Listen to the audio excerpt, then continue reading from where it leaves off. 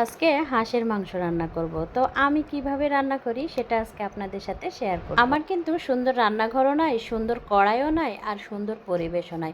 তবে আমার যেটা আছে, যা আছে আলহামদুলিল্লাহ, আল্লাহর কাছে শুকরিয়া। হাঁসের মাংস প্রথমে রান্না করার জন্য পেঁয়াজটা লাল লাল করে ভেজে নেব।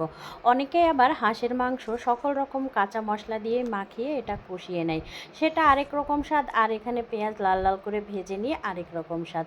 যে যেমন রান্না পছন্দ করে সে তেমন করে অন্যদিন তো মাখিয়ে রান্না করা হয়, তো আজকে ভাবলাম যে একটু অন্যভাবে রান্না করার চেষ্টা করি। তো এদিকে আমার পেঁয়াজ ভাজা হয়ে গেছে, এর সাথে একটু এই যে হলুদ গুঁড়া, লবণ, মরিচ গুঁড়া এগুলো দিলাম। এরপরে আদা বাটা, রসুন বাটা সকল কিছু দিয়ে মশলাটা আগে ভালোভাবে কষে নেব।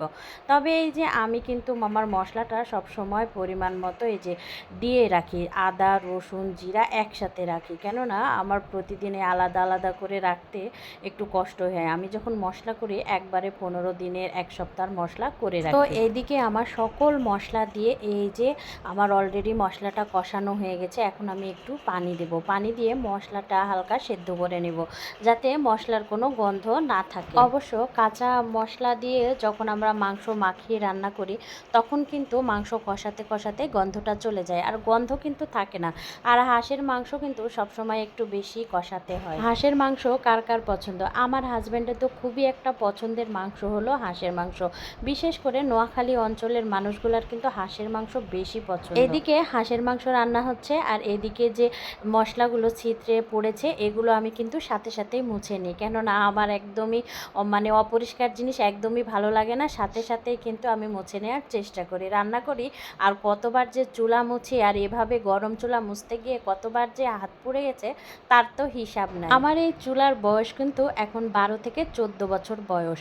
কেউ দেখলে কিন্তু বলেই না যে এই 14 বছর ধরে আমি এই চুলাটা ব্যবহার করছি, তারপরও অনেক সুন্দর নতুনের মতোই রয়ে গেছে। আসলে কেন বলেন তো? এই যে সব সময় পরিষ্কার রাখি, এই জন্য ঝকঝকে তকতকে থেকে গেছে। আর এই তো কথায় কথায় এদিকে কিন্তু আমার হাঁসের মাংসটা প্রায় কষিয়ে আসছে। আর কষা মাংস খেতে তো অনেক মজা লাগে, তবে হাঁসের মাংস কষা না খাওয়াই ভালো, অনেকের রুচি উঠে যাবে। তাই তো এই তো এরপরে মাংস কষাতে দিয়ে এইদিকে আমি আমার সেলের রুমে চলে আসলাম, যে রুমগুলো একটু পরিষ্কার করে নিই।